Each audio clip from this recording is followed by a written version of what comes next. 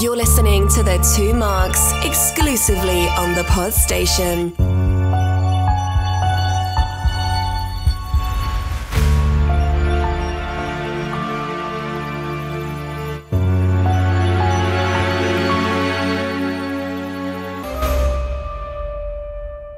Welcome listeners to another episode of Loki, brought to you by The Two Marks. This time we're discussing episode 3, Lamentis, and once again the Two Marks are delivering an irreverent review, providing you lively debate, conversation and social commentary. Is there a variant Elon Musk who has created a charger for the tempad? Should Loki invest in a Sling Ring, not a sex aid toy? How strong is a workman's hut against the inbound destroyed planet? And if you got sucked off a train, would you survive? All this and more will be unpacked on this week's episode. Let me introduce my friend and co-host, Mr. Mark Pollard. People need to see your face. I don't think they realise how pleased you are with that intro. It was a very good intro, by the way, but you were exceedingly pleased with yourself there. When I was writing it, I was a bit excited about it. You're chuckling to yourself. I was. Do you know what I do that? You know when you type in text messages? I have a Mac, if Apple would like to be a sponsor of the show, the 2 Macs at thepodstation.co.uk. But when I'm typing out a text message, like a WhatsApp reply, you can always tell what type of a message it is that I'm typing, because I've got it written all over my face. If it's a funny one, I've got this stupid grin and I'm sort of laughing to myself because it's the funniest thing in the world. If it's an angry one, you can see I've got the frown on my face. So my missus often looks at me and knows exactly what it is that I'm typing and can usually tell who I'm sending it to as well. So she can usually guess I'm sending something to you because it's usually I've got this stupid grin on my face. I'm the same when I'm responding to someone's comment on LinkedIn. I'm just like chortling to myself like a loon. I can't keep myself serious when I'm doing those. I know you're supposed to, but I just can't. Life's too precious to be bothered, isn't it? This particular one I was quite impressed because the Sling Ring is in fact an actual thing in the multiverse. Right. Mastery of the Sling Rings is essential to the mystic art. It allows us to travel throughout the multiverse. All you have to do is focus, visualise. Oh, that's the one that they have in Doctor Strange, wasn't it? It is. Ah, yeah, so, that's the one where he does the wax on, wax off. Carl Mordo, the guy who teaches Doctor Strange the arts, is the one who says about the Sling Ring. Ah, got so what I've done there is taken an established Marvel thing and made it rude. Yeah. And Snowpiercer, you see, I haven't watched that. I do mean to do it. Is it first of all, watch the film. Yeah. The film, according to John Hurt, hasn't been destroyed by Harvey Weinstein because apparently Harvey Weinstein is known for cutting films. He's known for other stuff as well, but mostly. I wondered where you were going with this. Well, I allowed the purposeful hesitation for people to fill in the blanks, but that wasn't where I was going, you see. So it's all of you dirty listeners. He was known. He's not now. Is he dead? He's not dead. No, he's in prison. In prison. For life. Yeah, you're either dead or you're in prison. He's known for doing like a cut to films. We used to piss directors off. Right. But the guy who won an Oscar for Parasite, Boone Hoon or something, sorry if I got your name wrong, he directed the film based on the book. Then they did the series on Netflix, who isn't a sponsor. The 2 Marks at thepodstation.co.uk. I would suggest watching the film and then watch the series, which has been renewed. Now, I know this is a Loki show, but I watched Rambo 455 the other day. Yeah, I remember it. My missus wasn't well, so she went to bed early because it's not really the kind of film she'd be bothered about. I thought, do you know what, I'll put something on that I kind of want to see what happens, but I would never be allowed to watch it in her presence because it's probably going to be rubbish. And I watched Rambo 4000. There's a lot of them. I can't remember. It's the most recent one where a girl gets kidnapped by Mexico, the cartel. Yeah. Isn't it Zimmer Frame, isn't he, on this one? Doesn't he got like gun turrets on a Zimmer Frame? Well, whatever you may think of the storyline, the level of gruesome detail is not to be underestimated. I was quite shocked. Certainly, as the Rambos have gone along, the death kill has gone up substantially. I think he killed in the first 5 minutes of, was it Rambo 4, the same number of people as he killed in all 3 previous ones. Do you know the Rambo 4 was ridiculously gratuitous? Yeah. He was just mowing people down, even innocent people. Just like. Well, they'd employed a lot of amputees because of.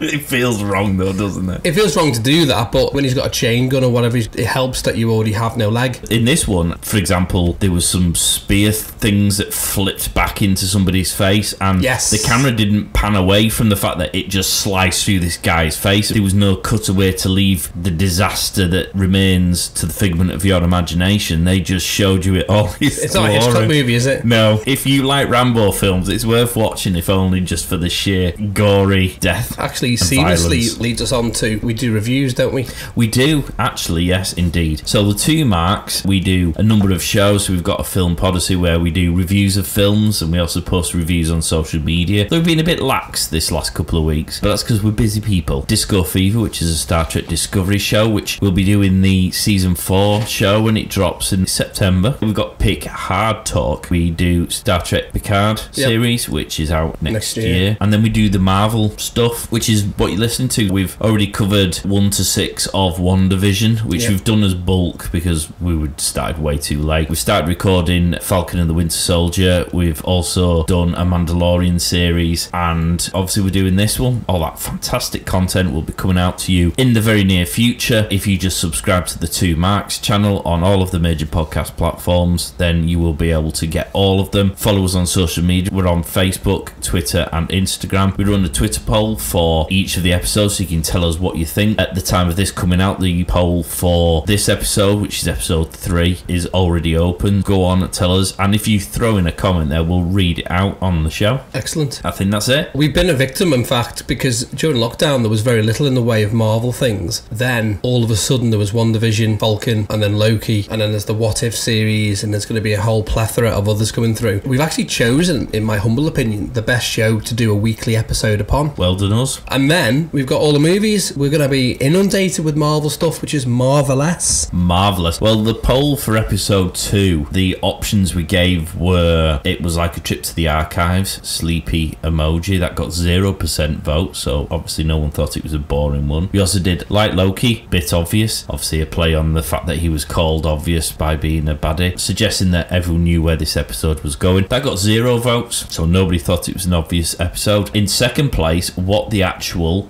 insert word here, which was a bit of a mind-blowing experience. 29% went for that. Okay. 71% of you thought, wow, shit got interesting, which suggests that you all liked episode 2 in the same way as I did. Ditto. Oh, that's good. Then a 2 episode on the trot, because they've approached this one slightly different, haven't they? Like WandaVision laboured a bit on the reveal of the big bad. Loki's gone straight in. If you think about the 6 episodes, the first 2 episodes have been playing off Owen Wilson's character with Loki. Now we're going to delve deeper into the background to my prediction from last week.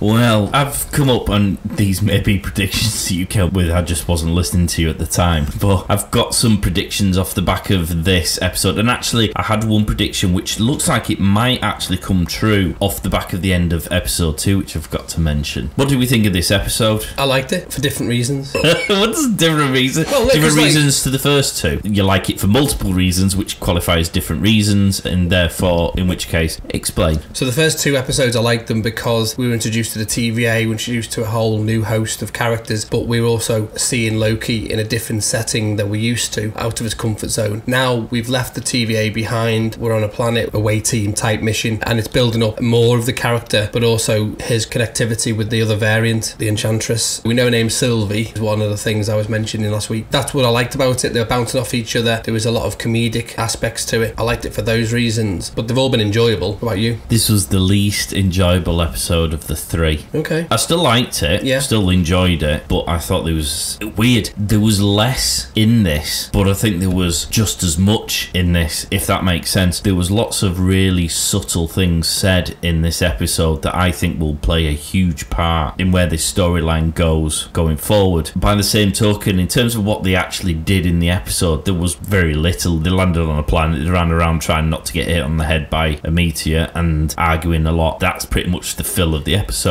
I didn't find it as exciting. I mean, the last episode nearly weed myself with excitement. It's embarrassing, and I really enjoyed the first one. This one wasn't quite up to that standard, but I do feel like they've laid some cheeky groundworks to ramp it back up again in the next couple of episodes. Yeah, I think they need to do that when you're introducing somebody. It pays off sometimes to have an episode that isn't 100 miles an hour. You've had the grounding with the TVA, with Loki, and now you've introduced another character that is canon. It is something that fans will know. Lady Loki and Enchantress are both established characters, and in fact, in my notes, she becomes part of the Young Avengers, the Enchantress. I mean, I'll go into it more later on. I thought you were waiting for me to say, in my notes, but I don't have any notes today. And not on your palm of your hand. I've only watched the episode once. I didn't get a chance to watch it again. So unlike last week where I was festooned with notes. I watched the episode again, so I've watched episode 2-3 times. times. Oh, well. Can you reach that far back to give yourself the pat? I can't, I'm too fat. Well, funny you should say that. I actually put the batteries in me scales yesterday for the first time. Well, yeah, you know me. I like my gadgets. So I've got one that tells you how old you are, how big your feet are, what your fat ratio is, what length your toenails are, and all the rest of it. Yeah. And the batteries must have gone dead from pre-lockdown. I was doing quite well. I'd lost some weight and I was going to the gym, and then lockdown kicked in and I just decided to give up because I couldn't go anywhere or do anything. Yeah, I put the batteries back in. I wish I'd left them out now. Did it groan when you stood on it? One at a time, please. Something like that. You're like, help! Did it cry? My phone started vibrating violently. We won't ask what it said. Let's not. On mine, you see, when the needle starts to snap. Let's move on from my weight gain. Yeah. You are right, the episode doesn't do much. What it establishes is the portal device that they've stolen. They haven't charged it. Epic fail. Yeah, I mean, I've got one in my laptop bag over there. Those little pocket-sized ones. Why would you not keep one of those? The USB chargers. In the interest of jumping ahead for Easter eggs, what you do see in the closing credits, which has been changed, is the charger on Morbius's table. They've taken the actual tempad, but not the charger that was next to it. Because Loki's titting around, he's broken it as well, and it kind of falls apart in his hand. But we'll get to that. Let's start at the very beginning, because I think the very beginning was hugely significant and actually confirmed a theory that I'd come up with over the course of when we last did this recording to when that episode came in. You see, because what was bothering me about the Morbius thing, when he was in his boss's office and she was saying how there was all those coffee cup rings on the table, and he was going, who's got you all of this stuff? Because he brings her stuff, doesn't he? Yeah. And it suddenly occurred to me that it feels a bit like with The Matrix, where it's almost like you're on a repeat cycle of doing stuff, but your memory gets wiped, and so you don't remember that you've been in this office. So I wondered whether a lot of the stuff that he doesn't remember bringing for her, and therefore assume someone else brings her stuff, is actually him, but he's then had his memory wiped. Because what happens is, and we find this out right at the beginning of this episode, when you've got the guard who now it transpires was just an ordinary human being on planet Earth living a life, and I suspect what happens is they breach the time code, they get told they're going to get zapped, or they can join the TVA, at which point they then have the memory wipe so that they don't remember their previous life. As their memory comes back, so with Morbius, I suspect as he becomes disenfranchised with the whole sacred timeline theory, he'll just have his memory wiped, he'll go back to the I'm fully on board again and live through, but without realising that, for example, all that stuff in the office is what he's brought in those previous times, and his boss clearly knows that. She just stays stumped about it all. The theory was, and I think it's explained in this episode, isn't it, that everyone's a variant? Yeah. So what you're saying is that after we did the podcast last week, you came up with a theory. Well, I did say, I did stress this, that it might have been something that you mentioned and I wasn't listening. I was mostly focusing on Sylvie, but listen to the episode 2. I don't know why I'm speaking to the microphone to tell you you're sitting opposite me. The thing I picked up on when Morbius is talking about jet ski, I thought the explanation for that is because he's been taken from the 90s timeline. Yeah, well, that's what I've now concluded on my own, having ignored any theories and hypotheses you've put forward. That's what I thought, is that he's got an affinity for them because he probably owned one. He probably loved jet skis at some point in his life. Have you just crossed that off because that was a theory you're going to come to? That's my last point. I'm claiming that one. Okay. That was quite interesting, that. Yeah, well, this is why the episode was interesting for other reasons. You're absolutely right. Not a lot happened, but I think that's okay. Although they're on a moving train and they're stationary, what you find between the two of them, one of the things that was picked up on episode 2 is she says it's not about you. There's obviously other people at work, other things happening that doesn't centre around Loki. And as it goes on, they build a bond. Yeah. It's like a romance in a way. There's love and there's daggers, and the daggers alluded to love, and there's the moon and all the songs that talk about the moon. Wow, you got a lot more romance from that episode than I was getting. Yeah. A moon that's crashing down on somebody's entire planet. The words to the song that's playing, literally, don't know whether the song was chosen by Marvel and then they did the episode around the song. If you read the lyrics to the song, everything that happens in the song happens in the episode. A moon is like in your face. It all comes crashing down. 2 people jump on a train together. Even the Snowpiercer thing I mentioned, the whole train, there's a disparity between the poor and the rich. It's not a spoiler. No, I've sort of seen the first 10 minutes. I know rough. Everyone at the back of the train are all poor, first class are all well-to-do and rich. And you see this where people are trying to get on and they go into the VIP bar. The VIP bar, which is empty. It's quite sparse. Clearly get more people on, but they haven't bothered because obviously rich people, dicks.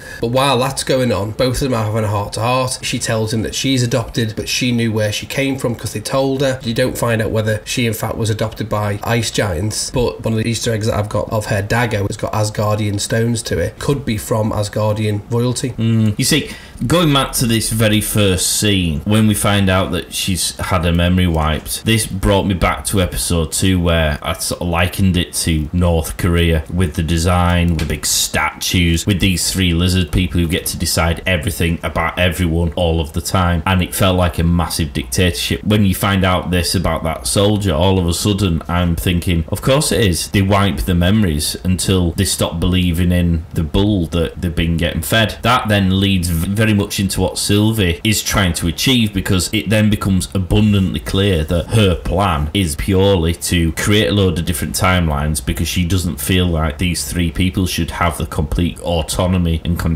over one single timeline and what happens. Clearly wants to go up and kill them so that they can't put things back the way they were. That very much flips it on its head, a bit like we were saying last week, where the TVA are now almost the bad guys, and the bad person, who is still bad, let's not tiptoe around the fact that she seems quite happy to kill people willy-nilly. I mean, if these variant people who now work for the TVA are legitimately having had their minds wiped, then killing them seems an awfully unfair thing to do, because they're almost not acting of their own volition, are they? They're being brainwashed. Yeah. Killing them gives them no opportunity to remember and then potentially become good guys again. She's not a good person by any stretch. In the same way as Loki as well. Loki's killed many people. What happened down on Earth in the Avengers film was not a good thing. Then you bring it back to the thing that he mentioned in episode 2, which is no one's totally bad, no one's totally good. Then, to take it further back, you look at how WandaVision set the story, where Wanda had control of the whole town and was mind controlling them all, and it was in the 50s or whatever period she decided it was in. You've now found out that these are variants hand-picked from different timelines. They've all been wiped, and as you quite rightly say, we don't know for a fact, but it's a reasonable explanation that all these gifts, souvenirs and whatever they are he's brought back from each mission, there isn't another person, it's him, but as you say, he's been wiped. It's how you justify to yourself at what point you're bad, and it's a relative concept until someone says that's bad. If you are the person above it all and there's no overseer to you, who's going to tell you? Particularly if you're wiping people's minds, you're the only one who knows, and if you think it's okay, you don't think you're bad. And I thought this episode was great until they landed on the planet, and then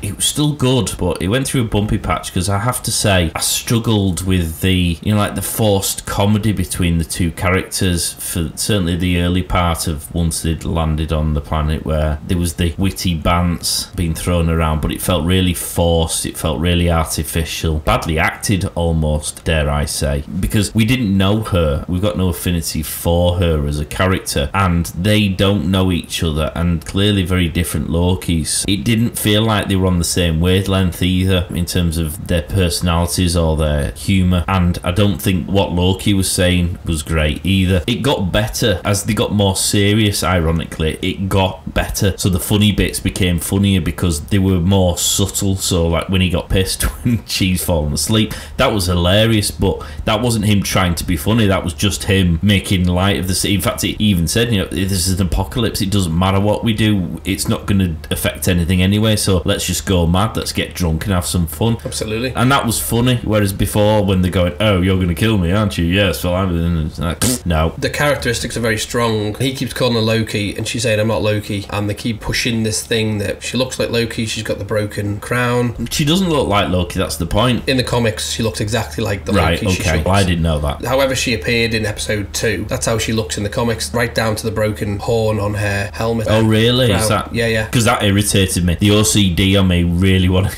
to get some super glue and stick that back on. Well, I think that's poignant from the fact that it's Lady Loki, but it's Loki, not a different person. It's him as a woman. That's why they've made it very clear, and they've done a good job, which is why I'm very happy and applaud the way they've done it. Is they allude to it as gender being fluid, and then now they can say he's bisexual, which in the comics is long established. It's not like, when they shoehorn it and go, by the way, Spider-Man's now bisexual. That's what annoys me. I'm happy that you establish a character very early on. That's okay, and that's what they were talking about here. But she's a very strong character in her own setting, and we were talking the last episode about how you become your own person based on external influences, your environment, how you're brought up. Now, it's clear that her upbringing is massively different to his. They're both adopted, so they're both similar that way. Yeah, but she's not Loki, of course. They're leaving it for the fans. She says, I'm not Loki, you can call me Sylvie. So straight away, as I said last episode, Sylvie, who's the Enchantress, they've pushed that. So fans are literally going, oh, it is. But they haven't said it is. It could be. Marvel will probably do something clever again, and it'll end up being, something else. Lady Loki, great established character, but she's saying, well, no, I'm not Loki, you can call me Sylvie. And then he keeps saying, oh, you're enchanting, and how did you get that? She is explaining her backstory, and I understand what you're saying about the forced comedic stuff. I think that's done on purpose. It's like a nervous sexual tension. It's like, when you've got a crush on someone when you're 12 and you act like a complete fool. I've never done that. To try and impress them. I've always been smooth. Have you? Yeah. Smooth, with the capital smooth. I think that's why it was a bit jarring, is because kind of messing around and trying to impress each other. Both got powers, and he's like flitting around like he does. She's her own person as well, so they're both strong characters. And then on the train, when he's had a few drinks, becomes a bit more relaxed into it, and they're explaining a bit more about their backstory and how he got his magic from his mum. And I thought that was quite nice. The episode didn't really do much in the way of action, although there was fights, but it was nice to build those two characters. I thought it was a stopping off point. The main story is the same as it was in episode 2. What we have now is a bigger bond between the two characters that I hope will go into the rest of the series. Episode 4, I imagine, will now pick the story back up. We now know the variants are taken from different time places. We'll hopefully pick up the story again for the final 3 episodes, which I think will be quite good. Yeah, I think what they've done this episode is set it up brilliantly for the next. What do we think about Loki's powers? Because he gets to spread his wings, use some of his powers in this episode. We haven't really seen a huge amount of Loki doing his thing, but we did in this week. He gets to flex his muscles a bit. He's doing lots of morphing and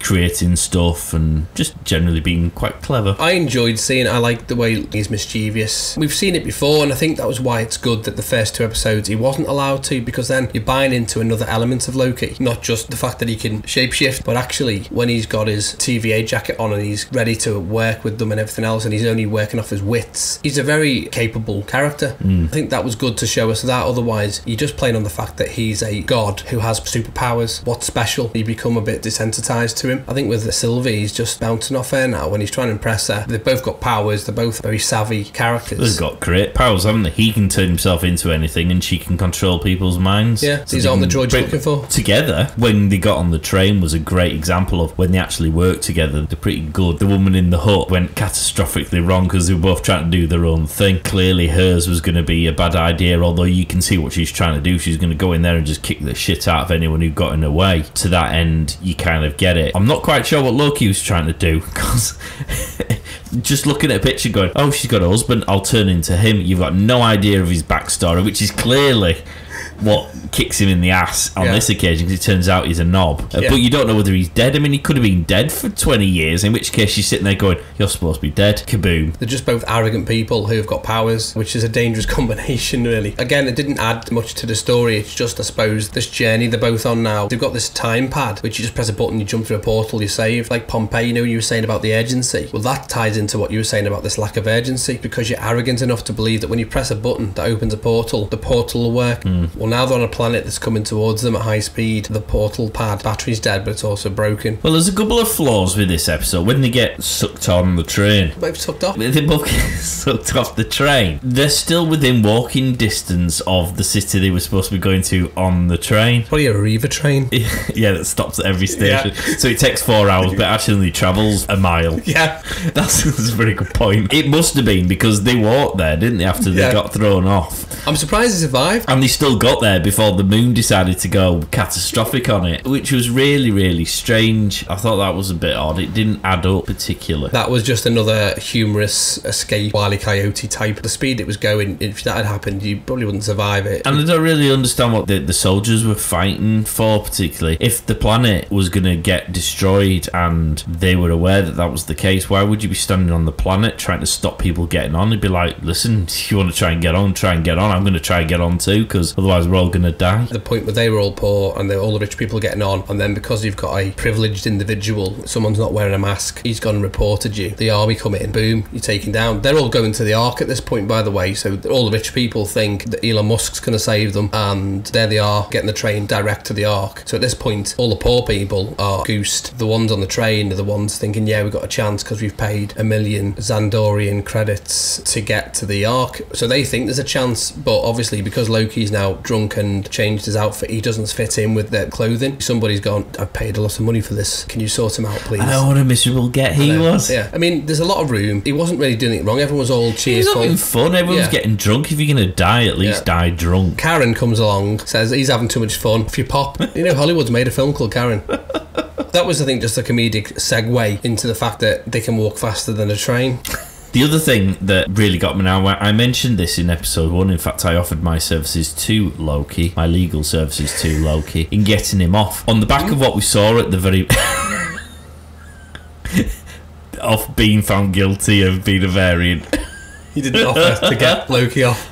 Hey, he's bisexual. He's happy with that. I think he'd have to do something with his hair, because his hair is getting increasingly annoying. It seems to constantly be says top knot. Well, you know, but I've tied mine up out the way. He's constantly having to flick his head back or so. It's like, dude, tie it up or get it cut. One or the other. Okay. Pick a team. But yeah, I offered my legal services because I thought it was outrageous that the Avengers were allowed to go back in time and change a cataclysmic event by going back and getting the stones, and I found it particularly unfair because Loki, who was minding his own business, I mean, he was just walking along in handcuffs, having been told off, saw an opportunity to escape, didn't realise what it was he was doing by escaping, bar he was escaping, and gets banged to rights for it. Having now watched them go back to Pompeii and now to this other planet, it suddenly realises what the double standard was that these lizard people, the timekeepers, have been applying, because the Avengers, who've massively changed the timeline with what they've done to prevent a cataclysmic event, an apocalyptic event, and yet what happens if the Avengers had gone back to stop Pompeii from happening? Would the timekeepers have done something about it then? I suspect they'd have probably let them off because it's the Avengers, but what it fed back into was the whole theory that the timekeepers are dicks and that the TVA is an oppressive regime, and that actually over the course of the next 3 episodes we're going to become increasingly cheering for anyone who's anti-TVA. It does shout of a double standard. They've made it clear that apparently, you know, what happened in Endgame was foretold, as it were. Now the bigger question is, which is where your head will blow up. So we know the TVA is sitting out of time. We don't know in what time we're watching this program. We assume we're watching the program in a certain fixed time. All these branch things that are being set off now could well be the things that happen in the programs we've already seen, and because people have been reset, they've forgotten. I see. So their ability to go back in... Yeah, but you see, no, that won't work, because if their ability to go back in time is because they've now got many timelines, we won't be having the conversation with Loki about the fact they've gone back in time, because TVA wouldn't have known about it because it hasn't happened yet. It's only after what Lady Loki did in the last episode that's kicked off what you've just said there. But if they stopped her the first time and then they reset everybody and then she's done the same thing again, another variant, and every variant is hand-picked, a mind wipe from a particular time. If you look at the dates, one of those dates is 1940 something, which is the same time as Captain America went back to see Peggy Carter. Well, episode 1 you saw what looked like Peggy Carter. Now if she's been grabbed by the TVA, that means that timeline's been capped. No pun. No pun intended. The other dates, as before Peter Quill was born, would have stopped certain things happening. These are massive timelines that, if ignored, the whole of the MCU would just fall apart. Then there's the bigger question is where does the TVA sit? Because where did it come from? Who set it up? Who watches the Watchers? We don't know who the timekeepers are. Do they exist? Are they dead? Is Judge Renslayer the person who only knows all of what's going on? And is she the person who's like the marionette controlling everybody, a bit like in WandaVision? We're assuming the timekeepers because we keep hearing about them. We haven't seen them. Are they still there? Have they gone? It might be that Mephisto. A lot of questions that need to be answered. We've been told as the viewer that the TVA is this thing. Is it? So is it a thing? It's a thing in the comics. No, I know it's a thing because I'm watching it on my telly. It must be a thing. It's a construct. But is it a thing? Who knows? That's the thing. Are we things?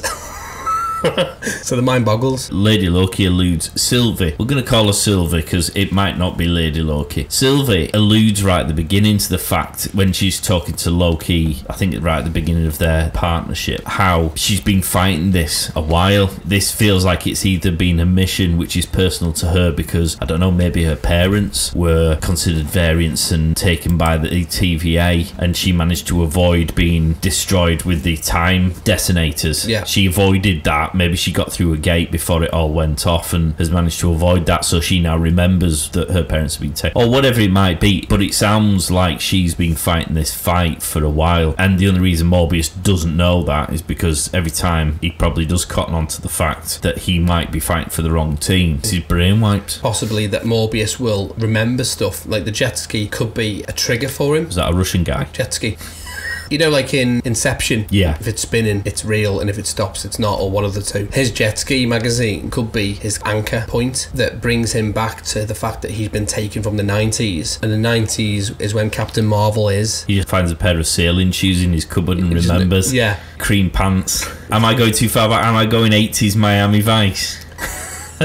Just be a trigger for him. Whenever I see anyone in pastel colours, it's a trigger for me. Is that the French wear like pastel colours, aren't they? Yeah, I'd say they look good. I have to say Italians, I once found myself in the unfortunate position of the first time I went to Rome. We were looking at, it used to be the Parliament when it was a communist country. They call it the wedding cake. And at the back they've got sort of a registry office with this sort of nice little courtyard which looks quite pretty, and some gardens that go around there. And I was walking around, because it was red hot, I was in shorts and t-shirts and flip-flops, looking very touristy. There's no way of avoiding it, is there? It just happens that out of this registry office came like 100 of the best dressed Italians you've ever seen in your life. I'm talking, 5-year-old kids who normally slide around on the floor on the knees in Britain when they go to weddings. They were all in like Armani suits. Okay. And then 90-year-old fellas who, again, in this country would probably have the shirt sticking out the fly, probably have a sock tucked into the bottom of one of the pants. They were rocking out in the most amazing Armani type suit. So the long and short of it was this entire family orchestra just looked like a fashion magazine. Wow. And I was standing there in my flip-flops and my t-shirt going, shit, I need to get out of here. And then obviously I found a device and opened up a portal and straight through the future. And then we killed that timeline immediately. True but very boring story. You may want to edit that out. I always love your stories. The question is, does anyone else? What year was it? Was it the 90s? No, well, I'm not that young. 2005-ish. Oh, okay. The two time periods I'm aware of that were not great when you look back on them, 80s and 90s. I mean, they were great, just a matter of perspective, I guess. Well, they were great at the time. I look at photographs in the 90s that you thought you looked really good in the 90s. And the shell suits. That's my point. Until they realised that if anyone even slightly knocked two stones together to create a spark, your whole shell suit would go... Oh, man. Honest to God, it's a miracle I made it through childhood with those shell suits on. Yeah. They were that flammable. Always really loud colours for some reason. Subtle colours. You look back on them and go, I remember that looking very trendy. Honest to God, I looked $1 million in mine. And then I look at the pictures and go, really? Yeah. Then you hide the pictures. Or burn them along with the shell suit. Use the shell suit as the fuel. No need for firelighters. Yeah, gone. Was it polystyrene? Christ only knows what it was. It was polyester, wasn't it? Was it? Tinder. Not to be confused with the data now. Whatever it was, it had a high touch rate. Talking about Jeffrey Epstein there. Flammable. Flammable, yeah, it would have gone up very quickly. Again, like Jeffrey Epstein. But,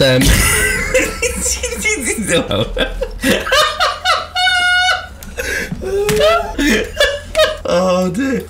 There isn't a huge amount more really you can discuss about the episode. I think the theory of where this might go is probably the crux of this episode, and we won't know the answers to that until next week. The whole point of the journey is to get to the Ark, which is destroyed by the fragments from the planet that's inbound. All is lost. Well, we know what's going to happen. The TVA are going to pop in, aren't they? Yeah. And save them before the planet's destroyed. Yep. And then they'll be prisoners of the TVA, and they'll have to persuade Morbius to free them. So, I mean, that wraps up that episode. We've been quite efficient today. What Easter eggs have we got? We've covered a couple of them. We get to see Loki's dagger flip that's synonymous with his character. We saw it in Thor Ragnarok when he's in the Battle of Asgard. I mentioned that Lady Loki, or Sylvie's got an Asgardian sword, which could allude to the fact that she is from royal heritage because the runestones encrusted on the blade are Asgardian. I've already mentioned about the fact that she's got the crown with the one horn, which she uses in the fight. We were talking about Loki. He did his little magic trick that he used with Coulson in 2012. He kept it low key. He used that last episode. Oh, did I? Yeah. Is it going to be a thing? I low keyed it a lot.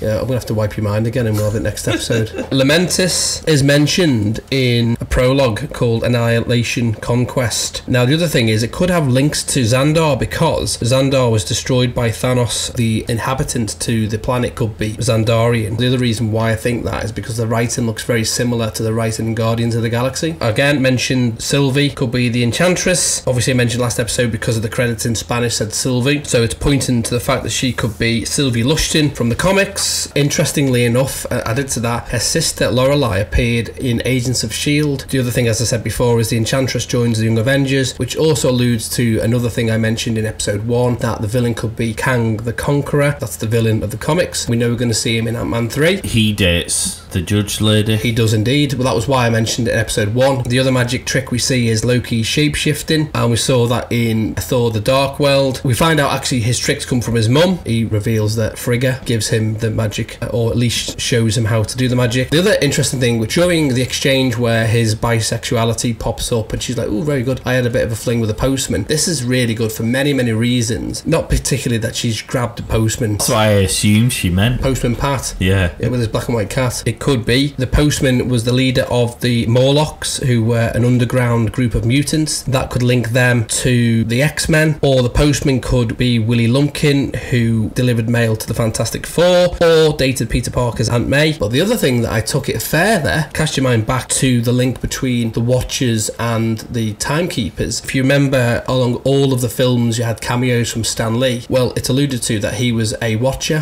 One of the films, which was Civil War, he played a postman. Arguably, it could be a massive Easter egg to say that she was dating or going out with Stan Lee. The bit we were talking about earlier where he's in the bar getting drunk and singing songs, he slams the drink down and says another. That's a throwback to the original 2011 film Thor, where Thor slams his cup of coffee down and says another, so it's a link to that. Loki uses a line that was said by Vision in WandaVision, where he uses the metaphor love is hate, kind of a twist on what Vision says, what is grief if not love persevering, call back to WandaVision. My last Easter egg, which is the TVA variants. Very good. The analogy you gave for the love thing was a bit more derogatory. Well, it was alright. I actually thought it was quite a good one, but he obviously felt it was too soppy, which is when they sort of dismiss it and move on. So, scores on the doors. What would you give this out of 10? Now, what did you give episode 1? Episode 1 9, and I gave episode 2 9, and you complained because I gave it 9, but this week's 8. Right. And the reason why this week's 8 is because it was missing some of the things I enjoyed from the first 2. It's still enjoyable because sometimes it's not all about the aesthetics, it's about the characters, and we constantly complain, or at least I do, on Star Trek Discovery. They don't always focus enough on development of characters, kind of just shoehorned in, and then they sometimes forget the narrative. It's good to have balance of 2. We've had a lot of establishment and exposition, we know where we are with Loki, and now we've got this other character, so I really enjoyed it for that reason. That's why I've given it an 8. Okay. I am going to get, well,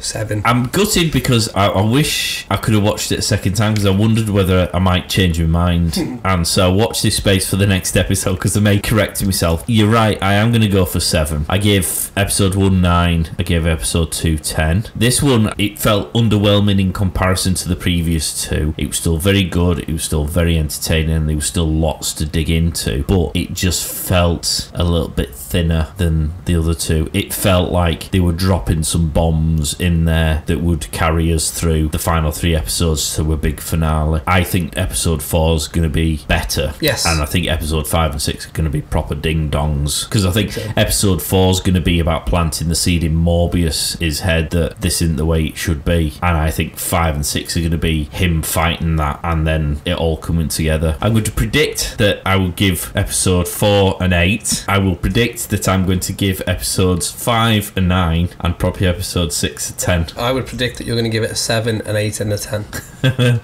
I've put it on the record. Unless I edit it out.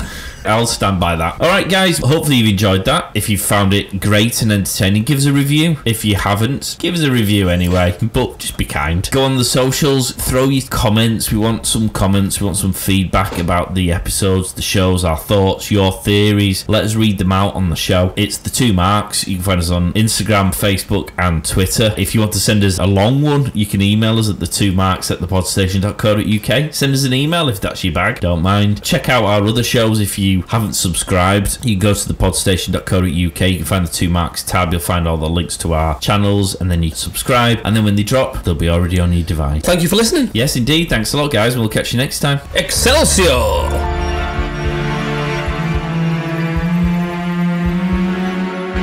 Get social at The Two Marks on Facebook, Twitter and Instagram. Also check them out on YouTube.